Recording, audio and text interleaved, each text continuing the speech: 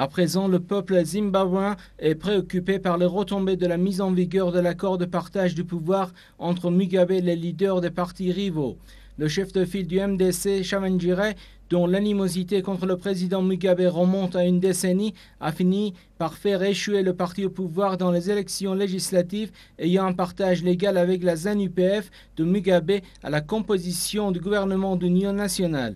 Au moment où l'Union africaine, le président sud-africain Thabo Mbeki et le premier ministre kényan Raila Odinga ont salué le dernier accord de partage du pouvoir au Zimbabwe, l'Union européenne, les États-Unis et la Grande-Bretagne se sont prudemment dit optimistes à ce propos. Dans ce droit fil, le secrétaire britannique au Foreign Office, David Miliband, prenant une position préventive envers l'accord précité, a formulé l'espoir que cet accord favoriserait de vastes réformes politiques, le redressement économique et le rétablissement de la stabilité au Zimbabwe. Les États-Unis, à l'instar de leur allié traditionnel, la Grande-Bretagne, leur prit une position similaire en ce qui concerne le récent accord Mugabe-Tsvangirai.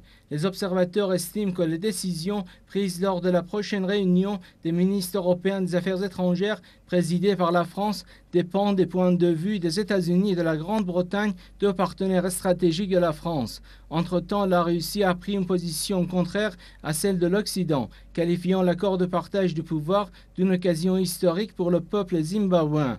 Pour Moscou, il revient aux dirigeants du monde d'œuvrer pour la réconciliation nationale au Zimbabwe. En tout cas, les milieux politiques africains ont des hésitations sur le partage du pouvoir sur la base de donnant-donnant.